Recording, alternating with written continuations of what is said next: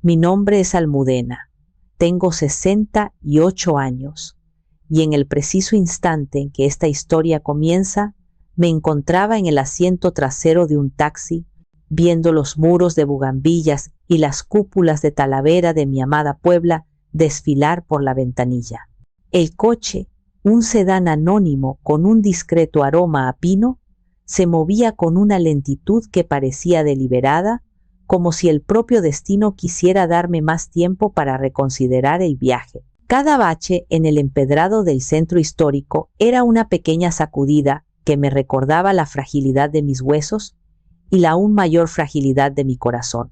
El conductor, un hombre silencioso, había sintonizado una estación de radio que emitía boleros antiguos, canciones que hablaban de amores traicionados y promesas rotas. Una ironía cruel. Mi reflejo en el cristal de la ventanilla me devolvía la imagen de una mujer que apenas reconocía. El cabello, antes un torrente de un negro azabache que Plácido, mi difunto esposo, amaba enredar en sus dedos, era ahora una corona de nieve prolijamente recogida en un moño bajo. Las líneas alrededor de mis ojos y mi boca no eran solo arrugas, eran mapas de una vida de risas, sí, pero también de preocupaciones y de lágrimas contenidas. Me dirigía hacia las afueras, a un lugar que solo existía en las páginas de las revistas de sociedad y en las conversaciones de gente cuya vida no se parecía en nada a la mía. La hacienda La Joya. El aire dentro del vehículo era una mezcla del aroma del ambientador y el cuero de los asientos, pero yo apenas lo notaba. Mi atención estaba fija en el vestido color lavanda que llevaba puesto, alisando una y otra vez arrugas imaginarias sobre mi regazo con manos temblorosas. No era un vestido caro, no de diseñador, pero lo había elegido con un cuidado casi reverencial. El color lavanda es el color que te hace ver como una reina, mi Almudena. Hueles a paz, me había dicho Plácido una tarde, hace más de 30 años, mientras me regalaba un humilde ramo de lavanda que había comprado a una vendedora en el Zócalo. Esa memoria, tan vívida y dulce, era la razón de mi elección. Hoy era la boda de mi único hijo, Julián. Debería sentir una alegría desbordante, una plenitud maternal que me hiciera flotar. En cambio, sentía el peso de una premonición amarga, como el cielo gris que precede a una tormenta, un nudo de ansiedad frío y pesado instalado en mi estómago. Y ese peso no era solo emocional, era el peso tangible, aplastante, de 1.000.000 de pesos. Este nudo en mi pecho, esta sensación de estar al borde de un precipicio, comenzó a instalarse hace 6 meses, el día que Julián y Noelia vinieron a casa. La memoria me transportó a esa tarde de domingo, a la sala de mi pequeña pero acogedora casa. El aroma del café de olla, con canela y piloncillo, que yo había preparado especialmente para ellos, llenaba el aire. Julián, mi muchacho de 42 años, lucía un traje de lino italiano que probablemente costaba más que mi pensión de 3 meses. Su prometida, Noelia, con sus 35 años, era la imagen de la perfección estudiada. Uñas de gel en un tono nude impecable, un bolso de marca descansando a sus pies como un perro faldero bien entrenado y una sonrisa que nunca, jamás llegaba a sus ojos. Sus ojos, de hecho, habían recorrido mi casa con una evaluación rápida y fría desde el momento en que entró. Vi cómo su mirada se posaba en mis muebles de madera oscura, heredados de mis padres, en mis tapetes tejidos a mano, en las fotografías en blanco y negro que contaban la historia de nuestra familia. No era curiosidad lo que vi en su rostro, era un juicio silencioso. Rechazó cortésmente las galletas caseras que le ofrecí. Estoy cuidando la línea para el vestido. Almudena, ya sabes, dijo con una ligereza que no ocultaba el desdén por mi humilde repostería. Después de los cumplidos de rigor sobre mi café delicioso, tan auténtico, y lo bien conservada que me veía, Julián, con esa dulzura ensayada que usaba desde niño para conseguir lo que quería, tomó mi mano entre las suyas, que se sentían suaves y extrañamente ajenas. Mamá Sabes que eres la mujer más importante de mi vida, comenzó. Mi corazón, tonto y maternal, se ablandó al instante, como siempre, y por eso queremos compartir contigo nuestro más grande sueño. Noelia tomó la palabra, su voz tan suave como la seda, pero con un filo de acero oculto. Julián y yo, Almudena, no queremos solo una boda. Queremos una experiencia, un recuerdo perfecto que dé inicio a nuestra vida juntos. Hemos encontrado el lugar ideal, la hacienda La Joya. Deslizó una revista de sociales sobre la mesa de centro, abierta en una página que mostraba un paraíso de arcos de cantera, jardines exuberantes y una elegancia que me parecía de otro mundo, un mundo al que yo no pertenecía. Es precioso, hijos. Logré decir, mi voz un susurro. Lo es, continuó Julián, apretando mi mano, sus ojos fijos en los míos, suplicantes. Y queremos lo mejor, el mejor banquete, las mejores flores, el mejor fotógrafo, es el estándar de la familia de Noelia, mamá. No podemos quedar mal. Hizo una pausa, la pausa dramática que antecede al golpe final. El paquete completo, mamá, cuesta 1.000.000 de pesos. El aire se escapó de mis pulmones en un silbido. 1.000.000 de pesos. La cifra resonó en el silencio de mi pequeña sala, absurda, monstruosa. Era una fantasía. Era exactamente la cantidad que tenía en mi cuenta bancaria. Julián, empecé, la voz temblorosa, buscando las palabras. ¿Cómo? ¿La boda tiene que ser tan grande? ¿No hay otra manera? Sabemos que es todo lo que tienes, mamá, me interrumpió, su tono ahora teñido de una urgencia desesperada. ¿No harías esto por la felicidad de tu único hijo? Es un nuevo comienzo para mí, para nosotros. Mis ojos, buscando un ancla, se desviaron hacia el retrato de Plácido sobre la chimenea. Su sonrisa amable, sus ojos sabios que parecían seguirme. Él había trabajado toda su vida, en turnos dobles en la fábrica de textiles, sus manos callosas y su espalda adolorida, para asegurarse de que a mí nunca me faltara nada. Ese dinero no eran solo mis ahorros, era el seguro de vida de Plácido. Era su último acto de amor, su promesa silenciosa de que yo estaría segura en mi vejez, de que podría vivir mis últimos años con dignidad y sin preocupaciones. Era un tesoro sagrado, manchado con su sudor y su amor, y mi hijo me estaba pidiendo que se lo entregara para una fiesta. Abrí el viejo baúl de madera que usaba como mesa de centro. El olor a cedro y a papel antiguo me envolvió. Dentro, junto a los álbumes de fotos y los zapatitos de bebé de Julián, estaba la póliza. La saqué, mis dedos rozando el papel quebradizo. A su lado, una foto de mi propia boda con Plácido. Una celebración sencilla en el patio de la casa de mis padres, con guirnaldas de papel crepé y un pastel hecho por mi madre. Éramos jóvenes, pobres y absolutamente felices. El contraste era un abismo. ¡Ay, Plácido! Nuestro niño. ¿Qué harías tú?, le pregunté en un susurro al retrato. En el silencio casi pude oír su respuesta, la respuesta que siempre daba, lo que sea por nuestro hijo. Cerré los ojos, sintiendo el peso de su amor y el de mi hijo aplastándome. Miré a Julián, a su rostro lleno de una esperanza ansiosa, un reflejo del niño que una vez fue, pidiéndome un dulce, un juguete, el mundo, y mi corazón de madre, ese músculo necio y resiliente, ganó la batalla. Sí, hijos, susurré, la palabra apenas audible, un soplo de rendición, los ayudaré. La sonrisa de alivio de Julián fue cegadora, casi infantil. El brillo de triunfo en los ojos de Noelia fue fugaz, pero inconfundible.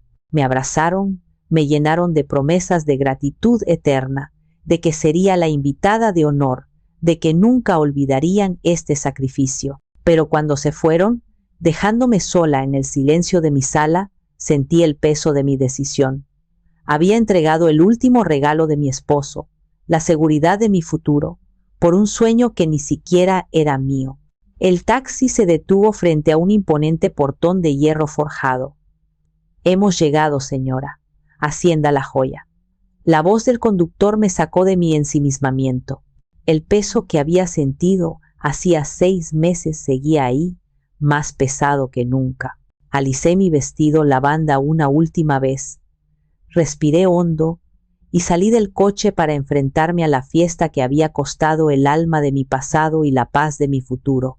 Mientras caminaba por el largo sendero de piedra que conducía a la entrada principal de la hacienda, flanqueada por impecables jardines de lavanda que parecían una burla cruel y deliberada a mi vestido, mi mente se convirtió en un museo. No era un lugar de maravillas, sino un archivo sombrío y silencioso, donde cada sala exhibía un agravio, una pequeña humillación que, sumada a las otras, había erosionado mi espíritu mucho antes de este día. Cada paso que daba hacia la celebración era un paso a través de las galerías de mi propia desilusión.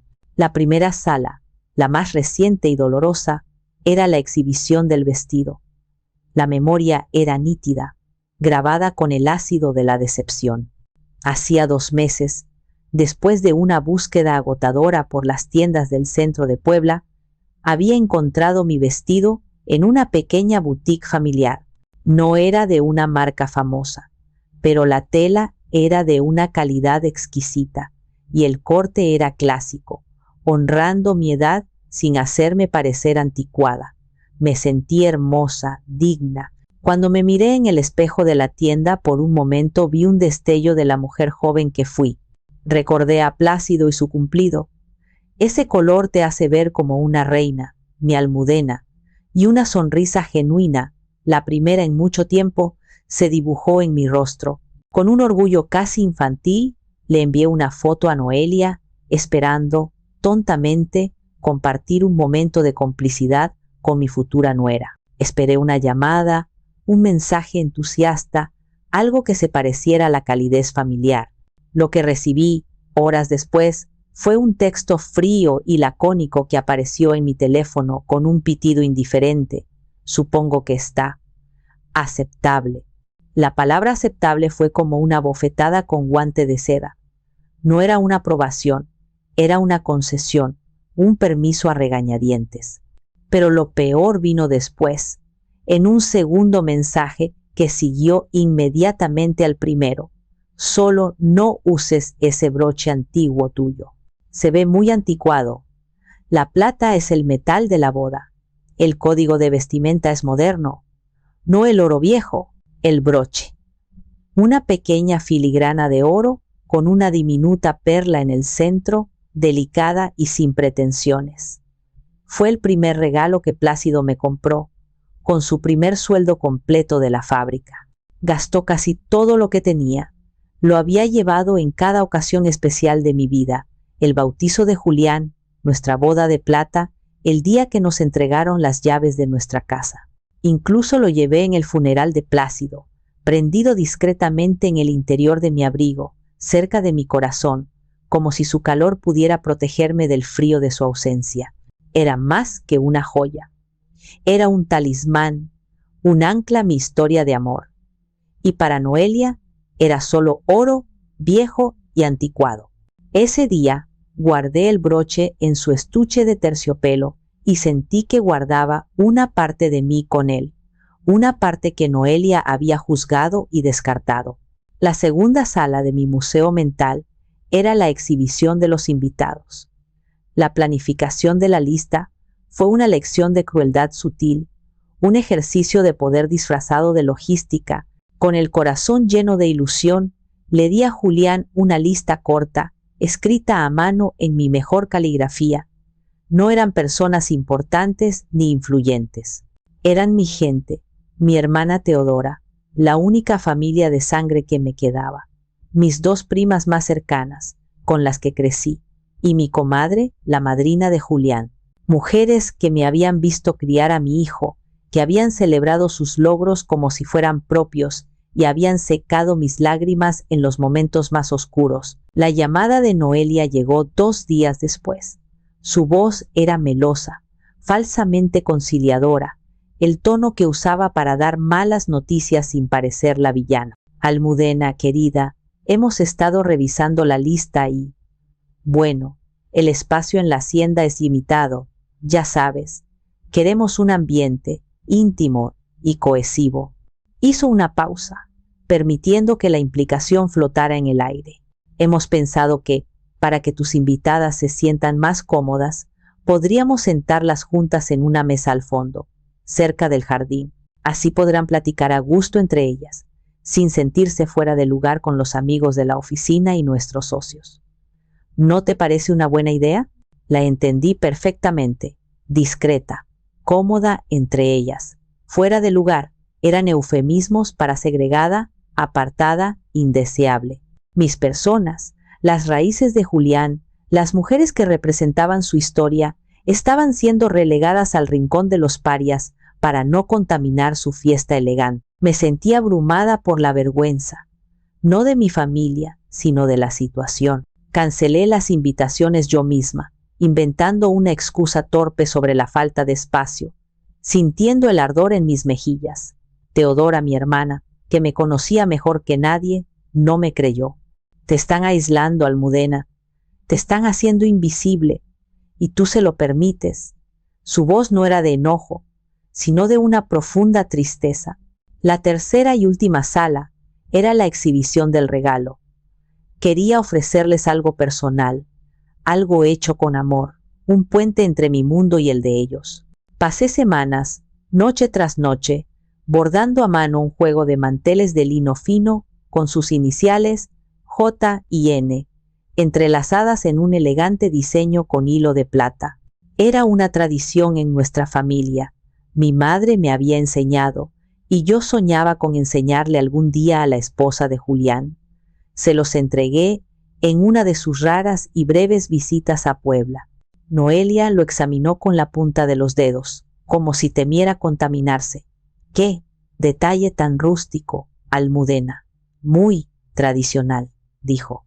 La palabra rústico, en su boca, sonó como un sinónimo de primitivo. Semanas más tarde, mientras hacía una videollamada con Julián para preguntarle sobre los últimos preparativos, vi la escena que confirmó mis temores y rompió una pequeña parte de mi corazón. Detrás de él, en la cocina de su lujoso y minimalista apartamento en la Ciudad de México, vi uno de mis manteles. Estaba arrugado, manchado de café, siendo usado como un vulgar trapo para secar la impoluta encimera de mármol. Mi corazón se hizo un ovillo. Horas de mi vida, de mi cariño, de mi tradición, de mis esperanzas, reducidas a un paño de limpieza. Cuando le pregunté, con la voz ahogada, Julián se rió nerviosamente. Oh, eso. Noelia debe haberse confundido. Ya sabes cómo es, tan ocupada con mil cosas. Pero ambos sabíamos la verdad. No fue una confusión, fue una declaración silenciosa de intenciones, un mensaje claro sobre el valor que le daban a mi mundo y a mi amor. Al llegar al final del sendero, el murmullo de las conversaciones y la música suave me sacaron de mi museo mental. Un acomodador con un traje impecable me sonrió. Bienvenida a la boda de Julián y Noelia. Asentí, forzando una sonrisa. Por fuera, yo era la orgullosa madre del novio. Por dentro, era la curadora de un museo de agravios, a punto de presenciar la inauguración de su pieza central y más dolorosa. La noche anterior a la boda, el aire ya estaba cargado de una tensión palpable, tan densa que casi podía cortarse con un cuchillo. Julián y Noelia organizaron una cena de ensayo en un restaurante exclusivo, en el barrio de Polanco, un lugar con manteles de lino almidonado, camareros que se movían como sombras silenciosas y copas tan finas que temía romperlas con solo mirarlas. Yo había llegado esa misma tarde a la Ciudad de México, después de un viaje en autobús de 2 horas que me dejó los huesos doloridos y el espíritu cansado. Julián me había reservado una habitación en un hotel modesto en una colonia cercana, un lugar limpio pero impersonal, a varios kilómetros de su resplandeciente apartamento. Es que estamos con 1000 cosas de la boda, mamá, y el departamento es un caos. Estarás más tranquila así, fue su excusa, pronunciada rápidamente por teléfono. La verdad, sospechaba, era que Noelia no quería que mi presencia provinciana, con mi maleta sencilla y mis zapatos cómodos, contaminara su espacio sagrado previo al gran día. En el restaurante, la distribución de los asientos fue el primer presagio claro de la noche que me esperaba. La mesa era larga, rectangular, como para un banquete de la realeza. Julián y Noelia se sentaron en el centro, flanqueados por los padres de ella. Yo fui colocada en un extremo, en una especie de exilio geográfico. A mi derecha, un tío abuelo de Noelia que padecía una sordera severa y se dedicó a estudiar el menú durante toda la noche. A mi izquierda, una prima adolescente que no levantó la vista de la pantalla brillante de su teléfono, sus pulgares moviéndose a una velocidad vertiginosa. Estaba efectivamente en una isla, observando la celebración desde una distancia forzada, una espectadora de la felicidad de mi propio hijo.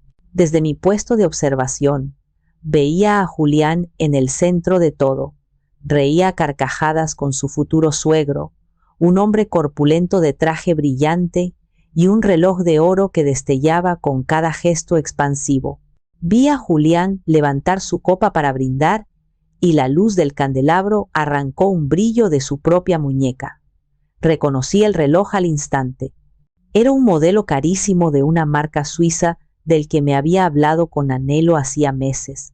Recordé la transferencia bancaria que le hice por 30,000 pesos para una emergencia con el coche, un dinero que yo había tenido que sacar de mis gastos del mes, sacrificando la idea de cambiar mi viejo refrigerador. La emergencia, al parecer, era adornar su muñeca para encajar, para impresionar a su nueva y adinerada familia. Una pequeña mentira, una más en la larga cadena de ellas. Noelia era la directora de orquesta. Cada sonrisa, cada gesto, cada palabra estaba calculada para brillar. Se dirigía a mí solo cuando era estrictamente necesario, usando un tono condescendiente disfrazado de dulzura forzada. ¿Está disfrutando de la cena, Almudena? ¿El vino no es demasiado fuerte para usted?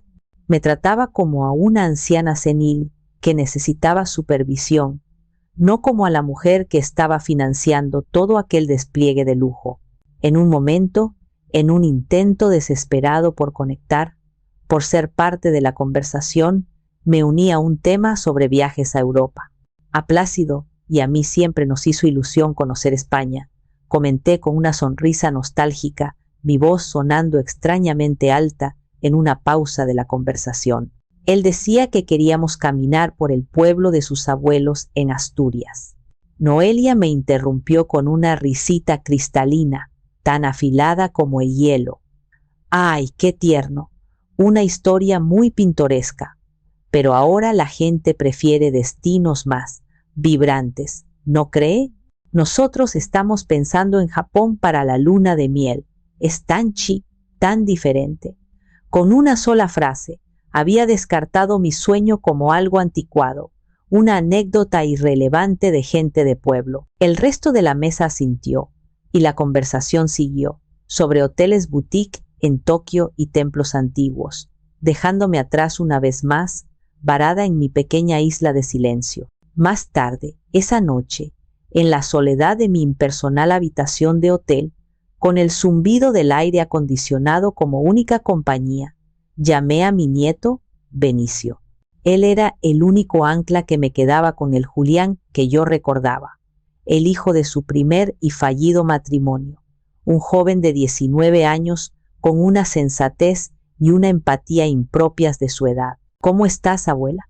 ¿Cómo te fue en la cena?, preguntó, su voz siempre un bálsamo para mi alma cansada. Le conté, tratando de quitarle hierro al asunto, de restarle importancia a los desaires, pero mi voz me traicionó, quebrándose ligeramente al final.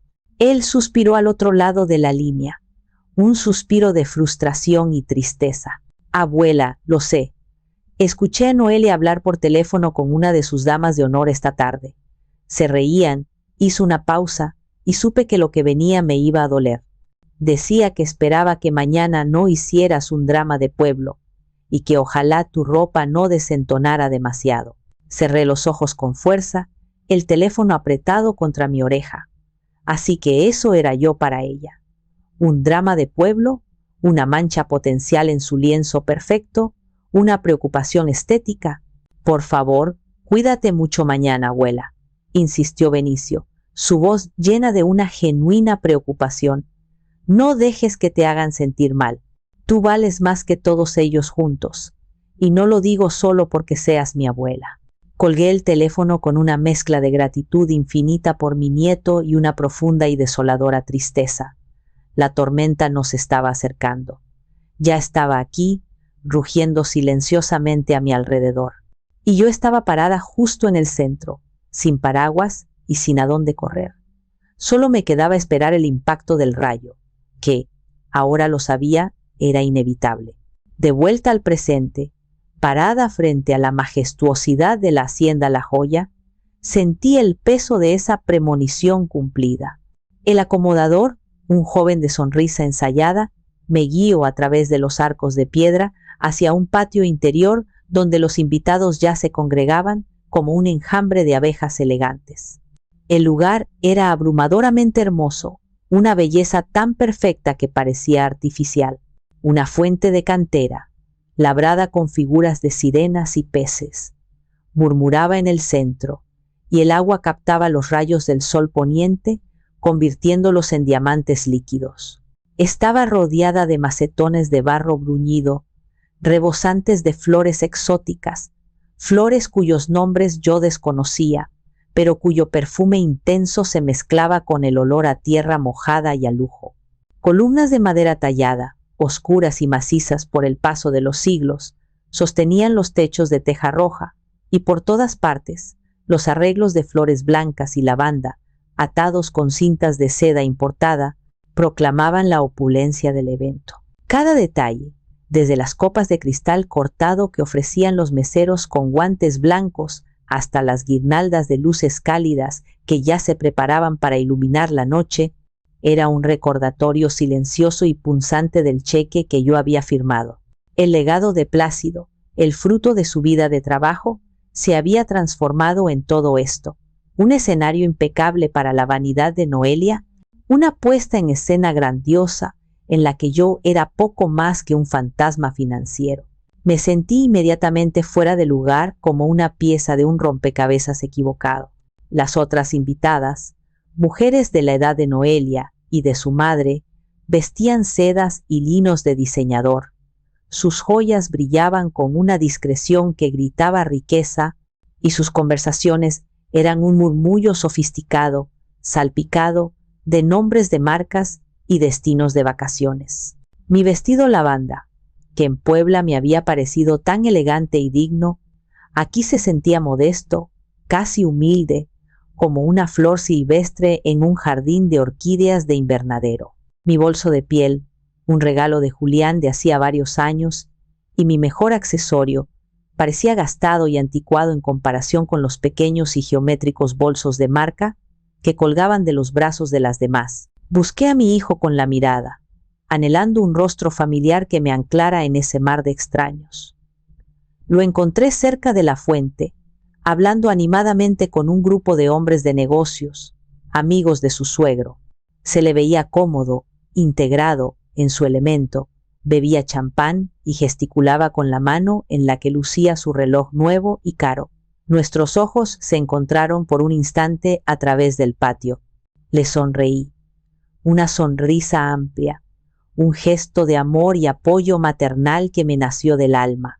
Él me devolvió un rápido sentimiento, un movimiento de cabeza casi imperceptible, antes de desviar la mirada y volver a su conversación, como si mi presencia fuera una distracción menor, una nota a pie de página en el gran libro de su día. Ese gesto, tan pequeño, tan insignificante para él, me dolió más de lo que esperaba.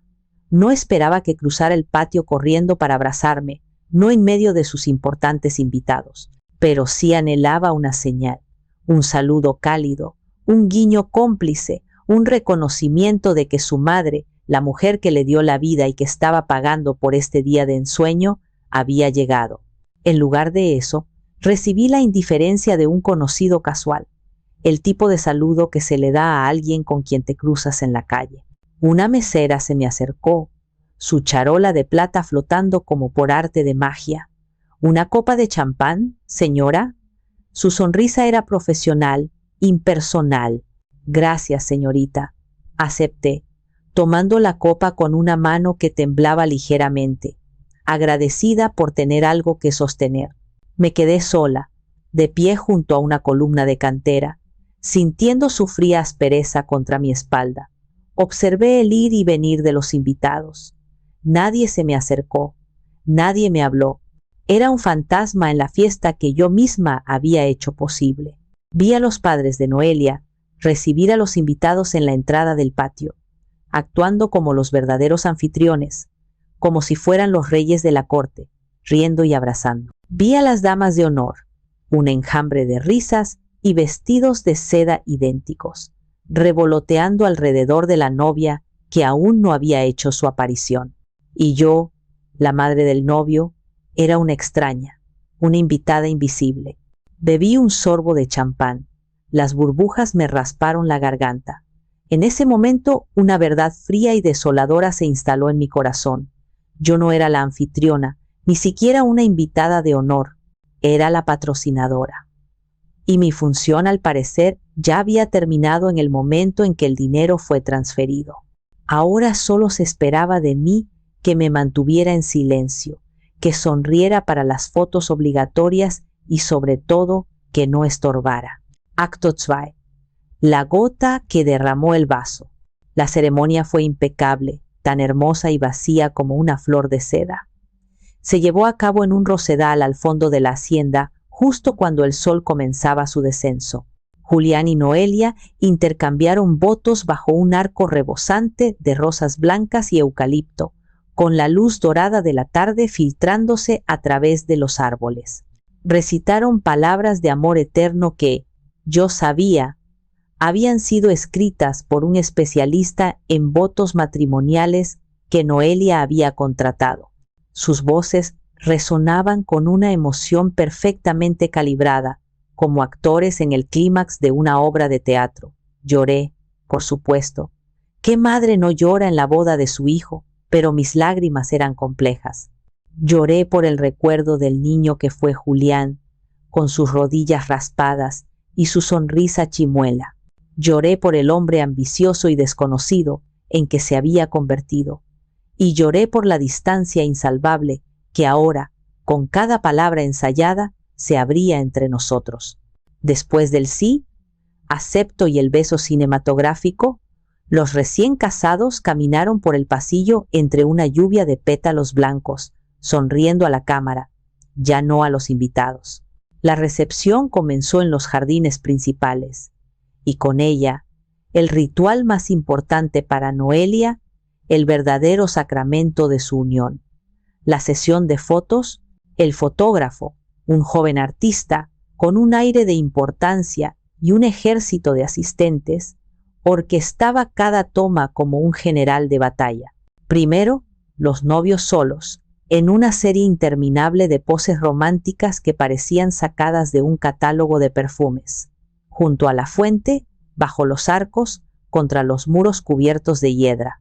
Luego, se unió la familia de Noelia, su padre, su madre, sus hermanos y sus esposas, todos sonriendo, posando con la facilidad de quienes están acostumbrados a ser el centro de atención, a que el mundo gire a su alrededor. La sesión se alargó por lo que pareció una eternidad. Yo observaba desde lejos, sentada en una banca de hierro forjado bajo un árbol de jacaranda, sintiéndome cada vez más invisible, cada vez más superflua. La copa de champán que sostenía se había calentado en mi mano. Finalmente, después de casi 20 minutos, cuando pensé que se habían olvidado por completo de mí y ya me disponía a buscar un lugar más discreto, el fotógrafo, revisando una lista en una tableta que sostenía su asistente, gritó con un aire de formalidad impaciente: «¿Y ahora, la madre del novio, por favor?». Varias cabezas se giraron en mi dirección, como si se sorprendieran de mi existencia. Sentí una oleada de calor subir por mi cuello mientras me levantaba y caminaba a través del césped perfectamente cortado hacia el grupo. La sonrisa de Noelia se tensó visiblemente cuando me acerqué. Su madre me dirigió una mirada que era una mezcla de lástima y superioridad. Una mirada que decía: pobrecita, ahora tiene que participar. Póngase aquí, a la izquierda del novio, señora, indicó el fotógrafo, sin mirarme realmente, ocupado en ajustar el lente de su cámara. Obedecí en silencio. Me coloqué junto a Julián, mi hijo. Puse mi mano con timidez en su brazo. Él no reaccionó. Sentí sus músculos tensos bajo la tela de su costoso traje. Su sonrisa estaba fija en la cámara, una máscara de felicidad.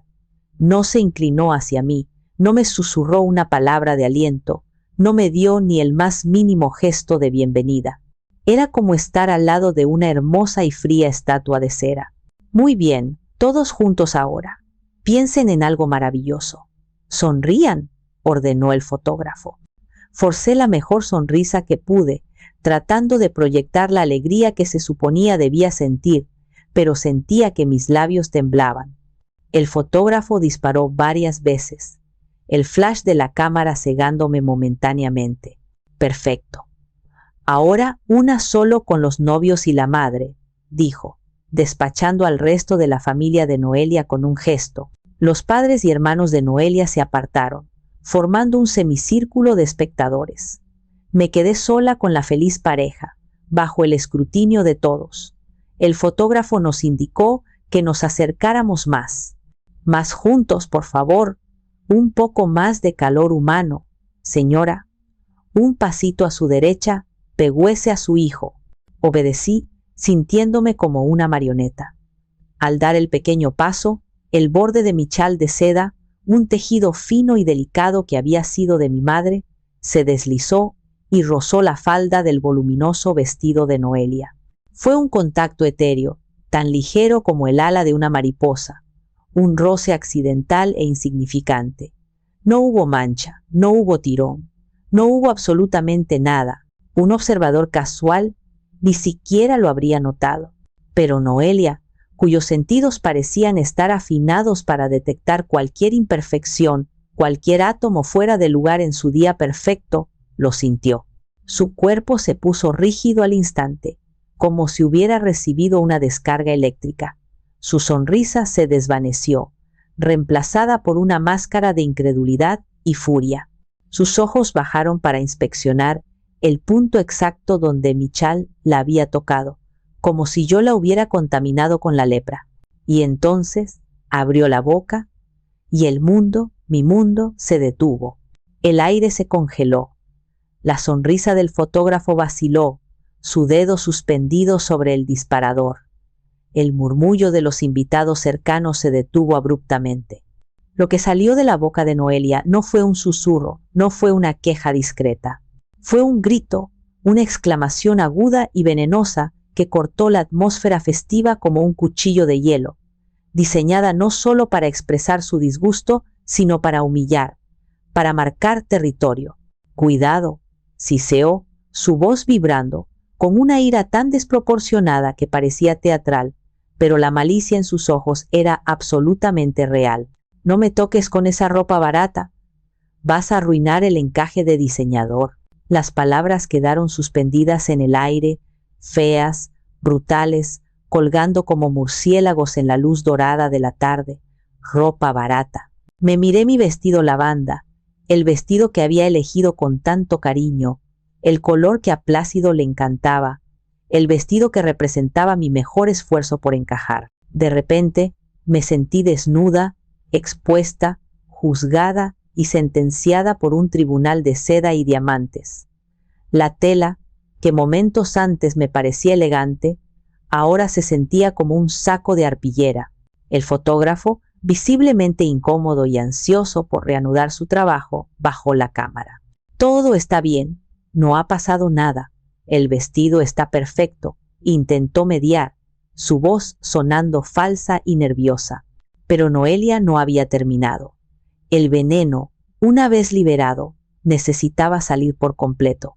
Se giró hacia mí, su rostro hermoso contorsionado por una mueca de desprecio que borró cualquier rastro de belleza. «He pasado un año», dijo, su voz ahora más baja, pero aún más intensa. «Un año planeando cada detalle de este día para que sea perfecto. Perfecto, ¿entiendes esa palabra? Y no voy a permitir que tú, con tus torpezas y tu mal gusto, lo arruines». Tartamudeé. Las palabras se me atoraban en la garganta, un nudo de vergüenza y shock. «Perdón, hija, yo. No fue mi intención, de verdad. Solo fue un roce». «No me llames hija», espetó, su voz subiendo de nuevo. «No eres mi madre». Luego, ignorándome por completo, como si yo fuera un mueble, se dirigió al fotógrafo. Su voz ahora era un mandato imperial, lo suficientemente alta para que todos en un radio de 20 metros la escucharan, para que no quedara ninguna duda de su poder y de mi insignificancia.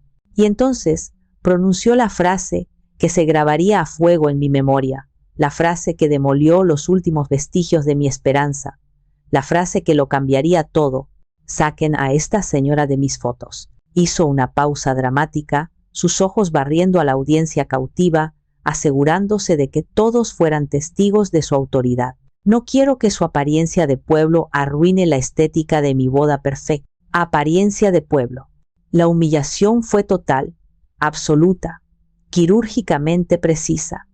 No fue solo un insulto a mi ropa, fue un ataque a mi identidad, a mi origen, a mi vida entera.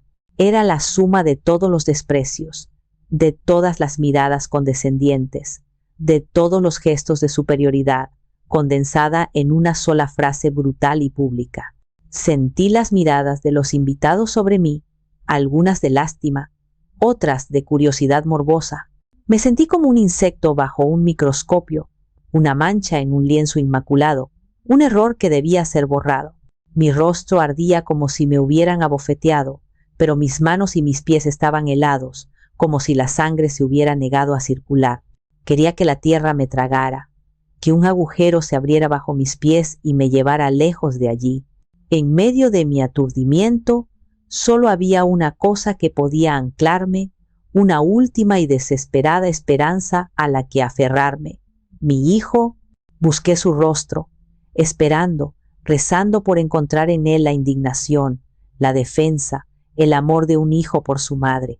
Esperaba que diera un paso al frente, que pusiera su brazo a mi alrededor y dijera: «Basta, Noelia. Es mi madre y le exijo un respeto». Esperaba que me defendiera, que demostrara que algo del niño que yo había criado todavía vivía dentro de él. Pero lo que encontré en su rostro no fue nada de eso. Lo que vi fue el preludio de una traición aún más profunda, una traición silenciosa que resonaría más fuerte que cualquier grito. Todos los ojos estaban puestos en nosotros tres, el centro de un drama inesperado y jugoso. El silencio era tan denso que podía cortarse con un cuchillo. En ese silencio, mi mirada suplicante se encontró con la de Julián. Le estaba pidiendo, sin palabras, que recordara quién era yo, que recordara las noches que pasé en vela a su lado cuando tenía fiebre, los sacrificios que hice para pagar su universidad, las innumerables veces que puse sus necesidades por encima de las mías. Le estaba pidiendo que recordara el amor incondicional que le había profesado toda mi vida. Le estaba pidiendo que fuera mi hijo. Vi la lucha en su rostro. Vi un destello de vergüenza, de conflicto. Sus ojos se movieron de mi rostro angustiado al rostro furioso de Noelia. Por un instante, una fracción de segundo, pensé que lo haría. Pensé que el hombre que yo había criado, el niño al que le enseñé a ser justo y bueno, saldría a la superficie. Pero entonces vi cómo la mandíbula de Noelia se tensaba, cómo sus ojos se clavaban en él con una advertencia gélida, un ultimátum silencioso. Vi cómo Julián miraba a su nueva esposa y luego, de reojo, a los rostros de sus nuevos suegros, que observaban la escena con una desaprobación glacial, no hacia su hija, sino hacia el escándalo que yo representaba. Vi cómo calculaba el coste de defenderme, una escena, la ira de Noelia, la desaprobación de su nueva y rica familia, y vi cómo tomaba una decisión. Apartó la mirada de mí. Sus ojos encontraron un punto de sumo interés en el suelo, entre una losa de piedra y un macetón de geranios. Se encogió de hombros, un gesto mínimo pero devastador, como si se estuviera despojando de una responsabilidad incómoda, como si se sacudiera una mota de polvo del hombro, y entonces murmuró, en una voz tan baja que apenas pude oírla, pero cada sílaba fue como un clavo martillado en mi corazón. Mamá, por favor, no hagas una escena ahora. Noelia está muy estresada. No hagas tú una escena. La culpa, sutil y venenosamente, fue transferida a mí.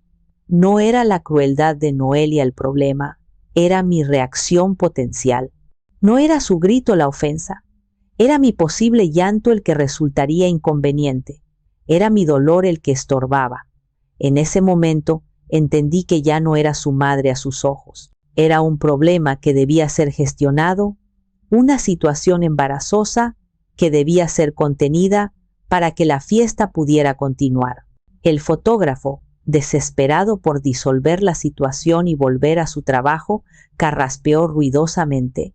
Quizá deberíamos tomar un descanso de 5 minutos, para que todo se refresque.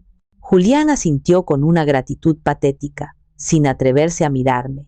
Se acercó a Noelia y le puso un brazo sobre los hombros, en un gesto de consuelo y solidaridad. Tranquila, mi amor, ya pasó. Respira hondo, le susurró, su voz llena de una ternura que a mí me había negado. La estaba consolando a ella, la agresora. Fue en ese preciso instante que algo dentro de mí se rompió.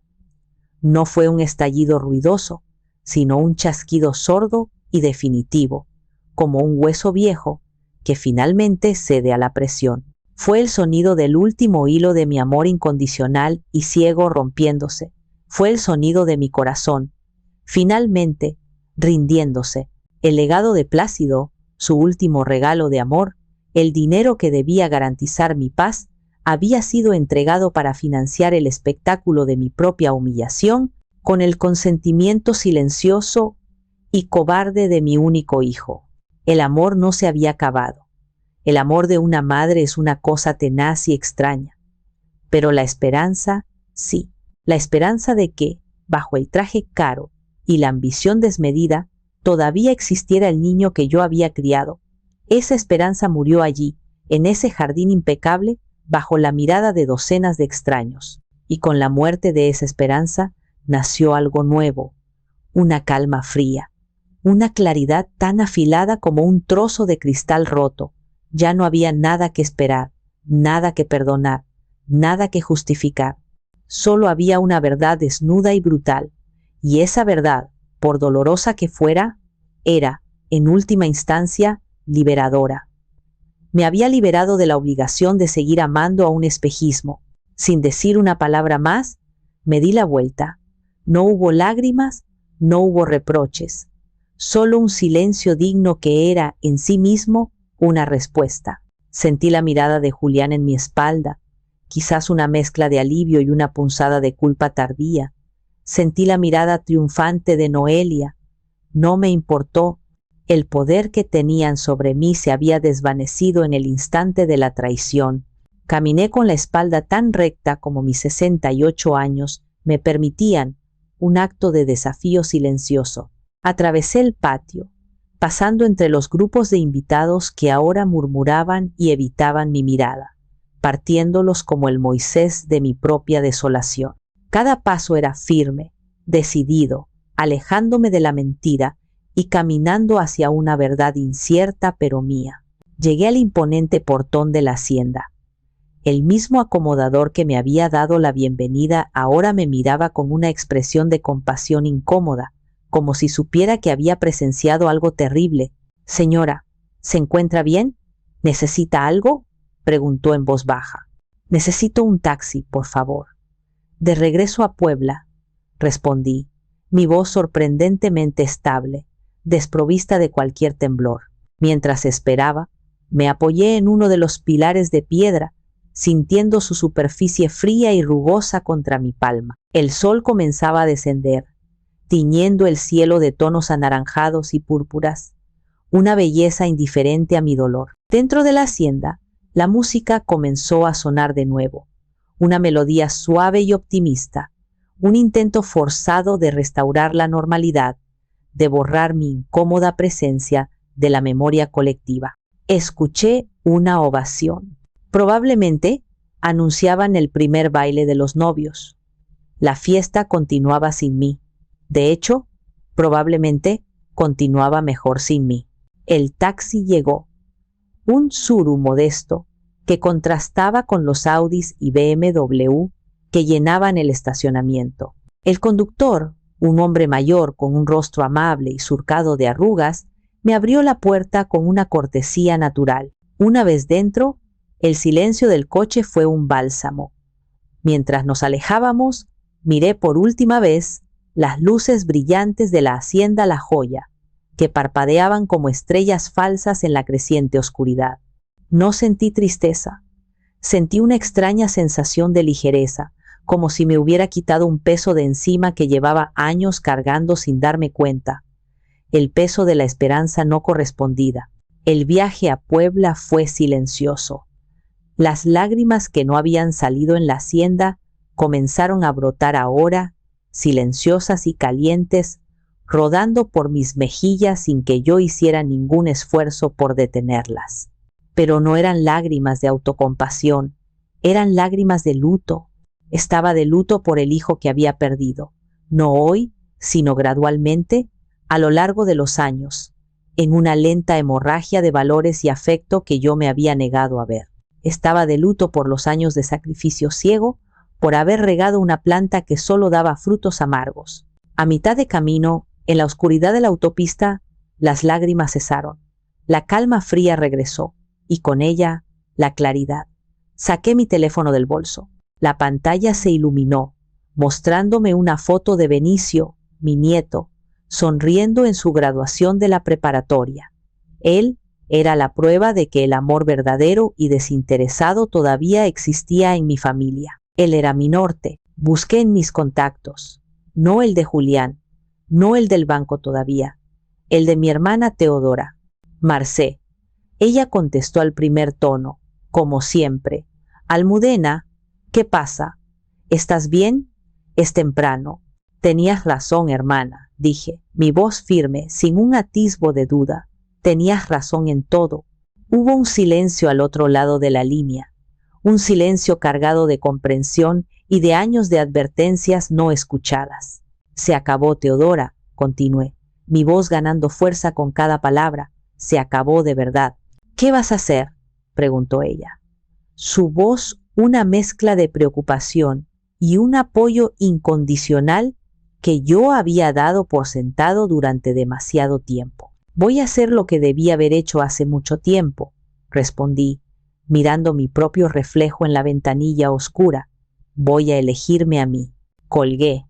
Y entonces, con una determinación que no había sentido en décadas, una determinación que se sentía como volver a casa, busqué el número de la línea de atención prioritaria de mi banco. Mientras el teléfono sonaba en mi oído, observé el paisaje oscuro pasar a toda velocidad. Estaba dejando atrás mucho más que una fiesta de bodas. Estaba dejando atrás una vida de poner a los demás primero.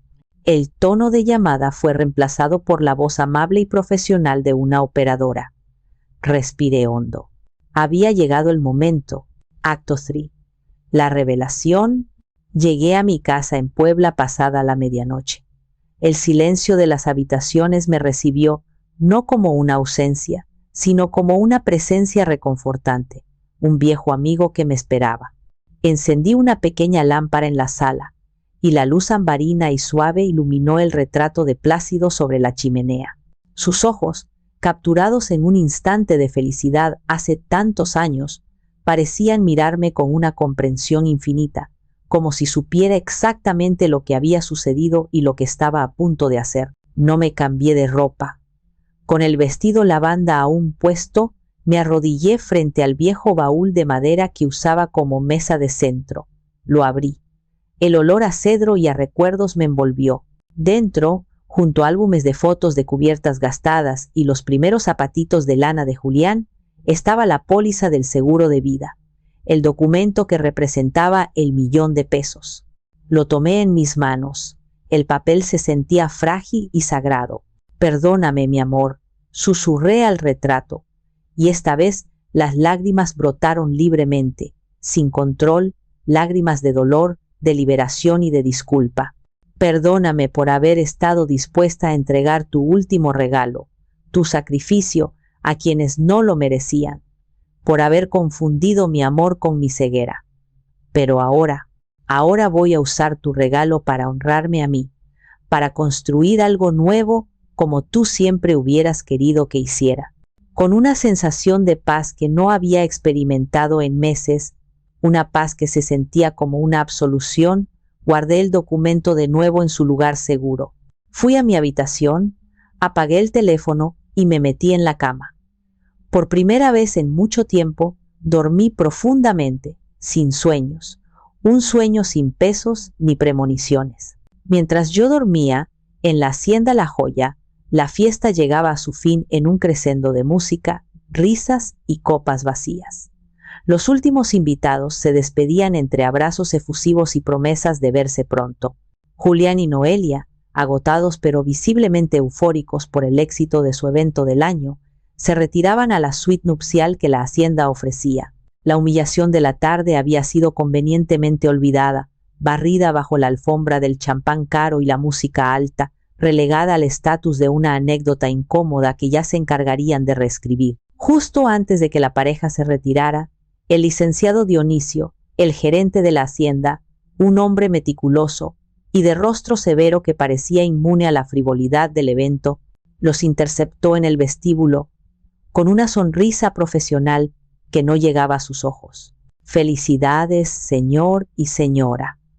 Espero que todo haya sido de su agrado», dijo, su tono impecablemente cortés. «Perfecto, Dionisio, todo perfecto», respondió Noelia con un gesto displicente de la mano, como si le estuviera haciendo un favor al aprobar su trabajo. «Me alegro.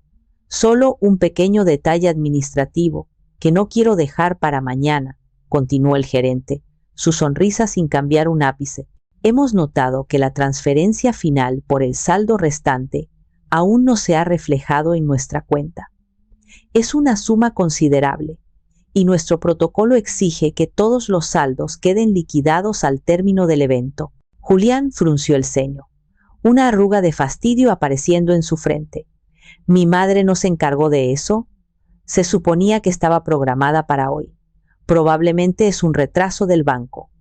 A veces las transferencias interbancarias tardan unas horas, especialmente por la noche», dijo el licenciado Dionisio, manteniendo la calma profesional. «No se preocupen. Seguramente mañana a primera hora estará resuelto. Les enviaremos la factura final a su suite. Que disfruten de su noche de bodas». La pareja se encogió de hombros y se fue, sin darle más importancia al asunto. Era un problema de mamá, un detalle logístico que seguramente ella resolvería desde la distancia, como siempre lo había hecho. Se durmieron en una cama de sábanas de 1000 hilos, soñando con su luna de miel en Japón, completamente ajenos a la tormenta financiera que estaba a punto de desatarse sobre sus cabezas. La calma que sentían era la más engañosa de todas. Era la calma del ojo del huracán, y el viento ya comenzaba a soplar. La mañana siguiente, el sol entraba a raudales por los ventanales de la suite presidencial de un hotel de 5 estrellas en la Ciudad de México. Noelia estaba recostada sobre un mar de almohadas, con una mascarilla de seda sobre los ojos, revisando en su teléfono las primeras fotos no oficiales de la boda que sus amigas habían subido a Instagram. Descartaba sin piedad aquellas en las que no se veía absolutamente perfecta. Julián, con una bata de seda que probablemente costaba más que mi abrigo de invierno, hablaba por teléfono con la agencia de viajes para confirmar los últimos detalles de su itinerario por Kioto. Era una imagen de felicidad doméstica y lujo moderno. Fue entonces cuando su teléfono personal sonó, interrumpiendo la planificación de un tour por templos antiguos. La pantalla mostraba el nombre Lic Dionisio, Hacienda. Dígame, Dionisio, contestó Julián con un aire de importancia, como si fuera un CEO atendiendo a un subordinado. ¿Todo en orden? Espero que ya se haya resuelto el asunto de la transferencia. La voz al otro lado de la línea ya no era amable ni profesional. Era fría, dura y directa como una barra de acero. Señor Julián, le hablo para informarle que la transferencia de su madre no ha llegado. De hecho, hemos contactado directamente a nuestro ejecutivo en el banco y nos informan que la transferencia programada fue cancelada formalmente anoche a las 22:47 horas por el titular de la cuenta. Julián se quedó helado, la bata de seda de repente sintiéndose fría sobre su piel. ¿Cancelada? No, eso es imposible. Debe haber un error. Quizás se equivocó de botón. Es una mujer mayor. No entiende bien de estas cosas. Balbuceó, buscando una explicación lógica que salvara su mundo perfecto. No hay ningún error, señor, cortó el gerente, su paciencia claramente agotada. La instrucción fue clara y verificada a través de todos los protocolos de seguridad. Como le mencioné anoche, nuestro contrato, que usted firmó, estipula que el pago total debe realizarse al finalizar el evento. El plazo de cortesía ha expirado. Tienen hasta las 5 de la tarde de hoy para liquidar el saldo pendiente de 1 millón de pesos, más los cargos por demora que ya han comenzado a generarse. Pero no tenemos esa cantidad de dinero ahora mismo. Tartamudeó Julián, su voz un hilo. Ese no es un problema de la hacienda, señor Julián, replicó el licenciado Dionisio. Le sugiero que hable con su madre, o con su banco, o con quien sea necesario. Si el pago no está reflejado en nuestra cuenta a las 5 en punto, nuestro departamento legal procederá inmediatamente. ¿Procederá a qué?, preguntó Julián, el pánico comenzando a trepar por su garganta. A ejecutar la garantía que dejaron, que según recuerdo, es el título de propiedad de su departamento en Polanco, y a presentar una demanda civil por incumplimiento de contrato y fraude, lo cual, le aseguro, será una noticia muy interesante para la prensa de sociales. Que tenga un buen día, señor. Y colgó. El silencio en la suite era total, solo roto por el suave zumbido del aire acondicionado. Noelia se había quitado la mascarilla y lo miraba con los ojos muy abiertos. ¿Qué pasa? ¿Qué es esa estupidez del pago?, preguntó, su voz afilada. Mamá canceló el pago, balbuceó Julián, pálido como el papel, sentándose pesadamente en el borde de la cama. La incredulidad en el rostro de Noelia rápidamente dio paso a una furia helada.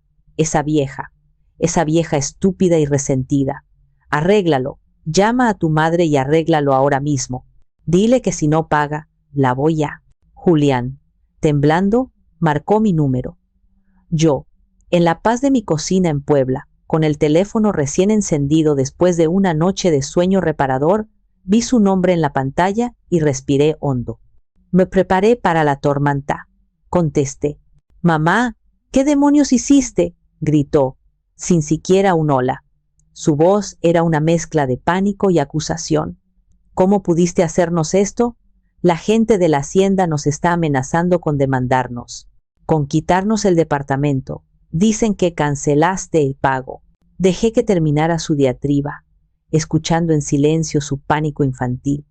Cuando solo se escuchaba su respiración agitada, respondí con una calma que lo descolocó por completo. No, Julián, no hubo ningún error, dije, mi voz serena y clara como el agua de un manantial. La cancelación fue intencional. Hubo un silencio estupefacto. Podía oír a Noelia de fondo, un siseo furioso. ¿Qué dice? ¿Qué está diciendo? Pero, ¿por qué?, logró preguntar Julián, su voz ahora incrédula. Es nuestra boda. Lo prometiste. Yo prometí pagar la boda de mi hijo, respondí. cada palabra cuidadosamente elegida, como una piedra colocada en un muro. Pero el hombre que vi ayer, el que se quedó callado mientras su esposa me humillaba y me trataba como basura, ese hombre no era mi hijo. Era una tontería, mamá. Noelia estaba nerviosa. Tú siempre exageras, gritó, su desesperación convirtiéndose en crueldad. Para ti fue una tontería. Para mí fue la verdad. El dinero de tu padre era para asegurar mi futuro, mi paz y mi dignidad, no para financiar un circo donde se me trata como a una extraña indeseable. El dinero de mi padre también era mi padre, replicó, su voz rompiéndose. Y él hubiera esperado que su hijo defendiera a su madre, sentencié, mi voz firme, sin una pizca de duda. Ahora eres el esposo de Noelia, Julián. Este es tu primer problema como matrimonio. Tienes hasta las 5 de la tarde para demostrarle qué clase de hombre eres. Resuélvelo con ella. Y antes de que pudiera responder, antes de que pudiera lanzar otra acusación o súplica, colgué el teléfono. Apagué el aparato de nuevo y me serví una taza de té humeante. El temblor en mis manos había desaparecido. Por primera vez, el silencio de mi casa no se sentía como soledad, sino como paz. Una paz que valía mucho más que 1.000.000 de pesos. Pasaron 2 días de un silencio tenso. 2 días en los que imaginé el caos desatado en el lujoso apartamento de la Ciudad de México. Me imaginé las llamadas frenéticas, las acusaciones, el pánico creciente. Yo, por mi parte, me dediqué a mi jardín. Podé mis rosales con una atención meticulosa, quitando las hojas secas y las flores marchitas, sintiendo la tierra húmeda y viva entre mis dedos. Era una metáfora perfecta. Estaba podando lo muerto para que lo vivo pudiera florecer. Al tercer día, el timbre de mi puerta sonó. No era el sonido habitual del cartero o de una vecina que venía a pedir una taza de azúcar. Era un timbrazo insistente, casi demandante, que resonó en el silencio de mi casa. Sabía quién era. Miré por la mirilla y mi corazón, a pesar de mi resolución, dio un vuelco. Era Noelia, sola. Respiré hondo, recordándome a mí misma que la mujer que había gritado en la boda ya no tenía poder sobre mí. Me preparé mentalmente y abrí la puerta.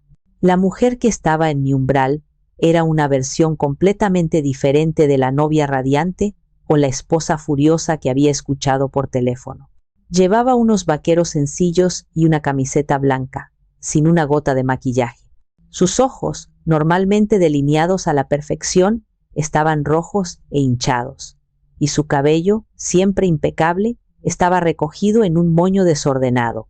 Era la imagen perfecta del arrepentimiento y la angustia. Un disfraz cuidadosamente elegido para la ocasión. Almudena. Comenzó con voz rota, como si cada palabra le costara un esfuerzo sobrehumano. Sus hombros estaban encorvados, su postura era la de una suplicante. ¿Puedo pasar? Por favor. Me hice a un lado en silencio y la dejé entrar, cerrando la puerta detrás de ella. Se quedó de pie en medio de mi sala, retorciendo las asas de su bolso de marca, sin atreverse a mirarme a los ojos, estudiando mis baldosas como si fueran la obra de arte más fascinante del mundo. He venido a disculparme, dijo finalmente, su voz un susurro apenas audible. No sé qué me pasó en la boda. La presión, los nervios, el champán, todo se me juntó. Dije cosas horribles, imperdonables. No era yo. Estaba fuera de mí y la pagué contigo, que has sido tan buena con nosotros, que nos diste el regalo más increíble. Las lágrimas comenzaron a rodar por sus mejillas, gruesas y silenciosas, perfectamente sincronizadas con su discurso. He estado sin dormir estos 2 días, sintiéndome la peor persona del mundo. Julián está destrozado. Yo estoy destrozada. He destruido nuestra relación contigo, y lo lamento más de lo que las palabras pueden expresar. Haré lo que sea para arreglarlo. La dejé hablar, observando la actuación. Era una interpretación digna de un premio, una clase magistral de manipulación emocional. Cada pausa, cada sollozo, cada mirada de perro apaleado estaba ejecutada a la perfección, pero yo ya no era la espectadora crédula de antes. La humillación me había arrancado las vendas de los ojos, veía los hilos del titiritero. Cuando su discurso pareció llegar a su fin, fui a la cocina y regresé con un vaso de agua. Se lo ofrecí. Gracias, dijo, tomándolo con manos que temblaban convenientemente. Me senté en el sillón frente a ella, el sillón de Plácido, y la miré directamente a los ojos, forzándola a encontrar mi mirada. Acepto tus disculpas por tu comportamiento, Noelia, dije con calma. Una chispa de alivio cruzó su rostro, pero yo no había terminado. Ahora dime la verdadera razón por la que estás aquí, parpadeó, su actuación interrumpida por mi franqueza. Ya te lo he dicho, vengo a pedirte perdón. No, la interrumpí suavemente, pero con una firmeza que la hizo callar. Sé por qué estás aquí. No es por mi perdón, es porque Julián fracasó en su intento de convencerme por teléfono. Así que ahora te toca a ti. Él usó la ira y la culpa. Tú estás usando las lágrimas y el arrepentimiento. Es el siguiente paso lógico en su estrategia. ¿Quieres que pague la cuenta? La máscara se resquebrajó. Solo por un segundo, la angustia en su rostro fue reemplazada por un destello de furia, de frustración al ser descubierta. Pero se recompuso rápidamente, una profesional del engaño. El dinero no es lo más importante. Intentó decir de nuevo, su voz perdiendo la cualidad rota. Oh, sí que lo es, afirmé, mi voz tranquila pero implacable. Es lo único importante para ustedes en este momento. Mi perdón no pagará a la hacienda. Mis sentimientos no evitarán una demanda que arruinaría la imagen perfecta que tanto te esfuerzas en proyectar. Me levanté, dando por terminada la conversación y la farsa. Te agradezco el esfuerzo del viaje y la actuación, Noelia. Ha sido muy convincente, pero mi decisión está tomada. Me dirigí a la puerta y la abrí. Una invitación silenciosa pero inequívoca. Ella se quedó paralizada un momento, dándose cuenta de que su plan había fracasado estrepitosamente. La mujer rota y arrepentida desapareció por completo, y en su lugar apareció la verdadera Noelia, la de los ojos fríos y la mandíbula apretada. No te saldrás con la tuya, vieja estúpida, siseó entre dientes, su voz ya sin lágrimas, llena de veneno. Julián es tu hijo. Vas a destruir su vida y su carrera por un capricho, por un estúpido resentimiento. No, Noelia, respondí, mirándola con una calma que la enfureció aún más, porque mi calma era la prueba de que ya no podía herirme. Ustedes destruyeron el puente que nos unía con sus propias manos. Yo simplemente decidí no perder mi tiempo y mi dignidad reconstruyéndolo. Ahora, por favor, vete de mi casa.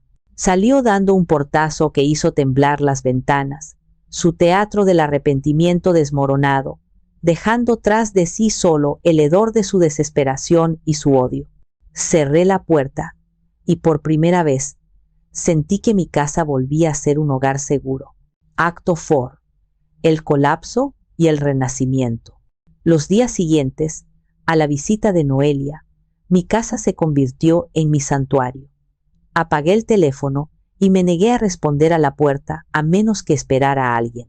Necesitaba ese espacio, ese silencio, para sanar, para consolidar la nueva versión de mí misma que había nacido del fuego de la humillación. Me dediqué a las cosas pequeñas, a leer los libros que tenía pendientes, a escuchar la música de Plácido, a cocinar mis platos favoritos solo para mí. Cada acto era una pequeña afirmación de mi propia existencia, de mi propio valor. La información sobre las consecuencias de mi decisión me llegó a través de la única fuente en la que confiaba, el único puente que no había sido quemado, mi nieto, Benicio. Me visitó el fin de semana siguiente, llegando no con reproches, sino con pan dulce de mi panadería favorita y una mirada de preocupación y apoyo que era un bálsamo para mi alma. Sentados en mi pequeño patio trasero, rodeados de mis rosales que comenzaban a florecer, me contó la verdad sin adornos. La situación era peor de lo que había imaginado. El licenciado Dionisio no había bromeado. Ante la falta de pago y la negativa de los padres de Noelia a involucrarse, es un problema de tu hijo, no nuestro, le dijeron. La Hacienda había iniciado el proceso legal para evitar la demanda inmediata y la humillación pública de ver su departamento embargado. Julián y Noelia se habían visto obligados a tomar una decisión desesperada. Tuvieron que pedir un préstamo. Abuela, me dijo Benicio en voz baja, revolviendo su café, pero no a un banco. Ninguno les daba esa cantidad tan rápido sin un aval sólido. Fueron a una de esas financieras privadas que se anuncian en Internet, las que cobran intereses altísimos, casi usura. Mi corazón se encogió, no por ellos, sino por la estupidez de la situación. Habían hipotecado su futuro quizá por años, por mantener las apariencias de una fiesta de un solo día. La luna de miel a Japón, por supuesto, fue cancelada, continuó Benicio sin mirarme. Perdieron todo el dinero de los depósitos, y para hacer el primer pago del préstamo, que era enorme, tuvieron que vender el coche nuevo de Noelia, el que su papá les regaló. Dice papá que ella no ha dejado de llorar y gritarle desde entonces, que lo culpa a él por no haberte controlado a ti. Imaginé la escena, la pareja perfecta, atrapada en su apartamento de lujo que ahora se sentía como una jaula de oro, con las facturas acumulándose y el resentimiento creciendo entre ellos como una mala hierba venenosa. Su vida de ensueño, construida sobre cimientos de arena y el dinero de otros, se estaba derrumbando. Lo peor, abuela, es cómo hablan de ti, dijo Benicio, y su voz se endureció. Te culpan de todo. Papá dice que eres una vieja vengativa y egoísta y Noelia. Bueno, las cosas que dice Noelia no te las voy a repetir.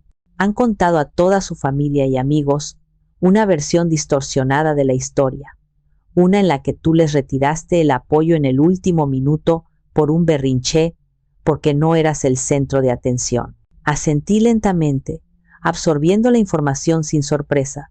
Era de esperar. En su historia, ellos nunca serían los villanos. Necesitaban un chivo expiatorio para justificar su propio fracaso. ¿Y tú, mi vida, qué piensas?, le pregunté, mirándolo a los ojos, necesitando escuchar su verdad. Él dejó su taza y tomó mi mano entre las suyas, que eran jóvenes y fuertes. Pienso que aguantaste demasiado, abuela. Pienso que soportaste cosas que nadie debería soportar, y lo hiciste por amor. Y pienso que finalmente hiciste lo que era correcto para ti, y estoy orgulloso de ti. Las lágrimas que no había derramado por la traición de mi hijo brotaron ahora por el amor de mi nieto. Eran lágrimas cálidas, sanadoras. Él era la prueba de que no todo estaba perdido. Él era la rama sana de un árbol que se había podrido en una de sus partes principales. El precio de la perfección para Julián y Noelia fue una deuda aplastante y un matrimonio que comenzaba con mentiras, resentimiento y recriminaciones. El precio de mi dignidad fue la dolorosa pero necesaria amputación de una parte de mi vida que me estaba envenenando. Y en ese momento supe, sin lugar a dudas, que había pagado un precio mucho menor. Había perdido un hijo, pero había recuperado mi alma. La conversación con Benicio fue un punto de inflexión. Su apoyo incondicional no solo validó mi decisión, sino que me dio la fuerza final que necesitaba. No solo para cerrar una puerta, sino para derribar el muro entero y construir algo nuevo en su lugar. Decidí que el dinero de Plácido, ese tesoro sagrado que había estado a punto de convertirse en cenizas de vanidad, no se quedaría en el banco, acumulando polvo como un recordatorio de lo que pudo haber sido. Iba a convertirlo en vida, en un futuro, en un sueño. Llamé a mi hermana Teodora esa misma tarde. Hacía años que no la escuchaba tan feliz. ¿Estás segura, Almudena? Es un gran paso, me dijo, su voz vibrando con una emoción contenida. Nunca he estado más segura de algo en mi vida, hermana, le dije, mi voz firme, llena de una energía que no había sentido en años. ¿Recuerdas nuestro viejo sueño? el sueño que teníamos con Plácido. Teodora guardó silencio un momento, y luego su voz sonó ahogada por la emoción. El café con libros, Almudena. Claro que me acuerdo. Plácido ya hasta tenía el nombre elegido. Es hora, Teodora, afirmé. Es hora de construirlo. Los siguientes 6 meses fueron un torbellino de actividad, de un trabajo tan agotador y gratificante que no me dejó tiempo para pensar en el pasado. Vendí mi pequeña casa, que de repente se sentía llena de demasiados fantasmas y recuerdos agridulces. Con una parte del dinero, compré un apartamento más pequeño y moderno en el centro, cerca de todo, un lugar sin historia, listo para ser llenado con nuevas memorias. Con el resto, y con Teodora como mi socia y mi ancla, encontramos un local antiguo y descuidado en una de las calles más bonitas del centro histórico de Puebla, un lugar con techos altos y un patio interior olvidado. Trabajamos sin descanso, como 2 mujeres con una misión. Nos levantábamos al amanecer, con el olor a cemento fresco y pintura. Supervisamos a los albañiles, aprendimos a negociar con los proveedores, lijamos muebles viejos que encontramos en mercados de pulgas hasta devolverles la vida y, lo más importante, recorrimos librerías de viejo y ferias de libros para llenar nuestros estantes con tesoros literarios. Cada decisión, cada clavo martillado, cada pincelada era un acto de creación, un desafío a la destrucción que había sufrido. Estábamos construyendo mucho más que un negocio. Estábamos reconstruyendo mi vida. Finalmente, el día llegó. Un sábado soleado de primavera. En la fachada del local recién pintado de un azul añil, un letrero de madera tallada a mano, hecho por un artesano local, decía: El Rincón de Plácido y Almudena. El día de la inauguración, el lugar se llenó de amigos, vecinos y curiosos. El aroma del café de grano de Coatepec se mezclaba con el olor a papel antiguo y a pastel de elote recién horneado. Benicio, que había venido desde la Ciudad de México para la ocasión, estaba detrás de la barra, aprendiendo a usar la máquina de espresso con una sonrisa orgullosa. Teodora, en la caja, no paraba de reír y de saludar a todo el mundo. Y yo, parada en medio de nuestro sueño hecho realidad, con un delantal bordado con mi nombre, sentí una plenitud tan profunda y real que ninguna fiesta de 1.000.000 de pesos podría jamás comprar. Esa noche, antes de cerrar, publiqué una sola foto en mi red social, la primera en años. Era la fachada de la cafetería, iluminada cálidamente en el crepúsculo, con las luces del interior invitando a entrar. El texto que la acompañaba era simple, pero contenía todo mi universo, honrando un sueño, invirtiendo en amor verdadero. No mencioné a nadie, no hubo indirectas, no era necesario, no era un acto de venganza, era un acto de amor propio. La publicación se llenó de me gusta y comentarios de felicitación de viejos amigos y nuevos clientes. Uno de ellos era de Benicio, decía: El abuelo estaría tan orgulloso de ti, abuela. Yo lo estoy. Y ese, supe, era el único veredicto que importaba. Escena final. Ha pasado 1 año desde la boda. Estoy sentada en una de las mesas del rincón, una que da al patio interior donde hemos plantado un pequeño limonero. Es una tarde tranquila de martes. El sol de la tarde entra por la ventana, iluminando las partículas de polvo que danzan en el aire como pequeñas hadas. El lugar está lleno del murmullo de conversaciones, el teclear de laptops y el pasar de las páginas. El negocio es un éxito. Se ha convertido en un punto de encuentro para la comunidad, un refugio. Benicio está de visita de la universidad y me ayuda con los pedidos del día. Me trae un capuchino con un torpe pero adorable corazón dibujado en la espuma. Se sienta conmigo. ¿En qué piensas, abuela?, me pregunta, notando mi mirada perdida. Miro a mi alrededor, a las paredes llenas de libros, a las caras felices y concentradas de mis clientes, a mi hermana Teodora discutiendo apasionadamente sobre poesía con un estudiante en la mesa de al lado. Miro a mi nieto, un joven maravilloso, amable y justo. Pienso en que la vida a veces te quita algo para darte espacio para algo mejor, respondo, y la verdad de mis propias palabras me reconforta. A veces tienes que podar una rama podrida para que el árbol pueda seguir creciendo fuerte. Mi teléfono vibra sobre la mesa. Es un mensaje de un grupo de lectura que hemos formado en el café. No lo miro de inmediato. Sé que no es Julián. No ha vuelto a llamar en un año. No sé nada de él, más allá de los retazos que Benicio, a mi petición, comparte a regañadientes. Sé que siguen juntos, pagando su deuda, viviendo la vida que eligieron. Les deseo paz, desde una distancia segura y definitiva. Ya no siento dolor, ni siquiera ira, solo una lejana indiferencia. Vos en off de Almudena. Dicen que la sangre te hace pariente, pero la lealtad te hace familia. Julián no ha vuelto a llamar. Supongo que hay puentes que, una vez quemados, no pueden y no deben reconstruirse. Al final, usé el legado de mi esposo no para un día de fiesta, sino para toda una vida de paz, una vida nueva a mis 68 años. A veces, en las noches tranquilas, cuando cierro el café y camino a casa bajo las estrellas, todavía me pregunto, ¿ustedes qué hubieran hecho en mi lugar? ¿Hice lo correcto? La cámara se enfoca en el rostro de Almudena, sereno, sonriendo mientras toma un sorbo de su café. La pantalla se va a negro.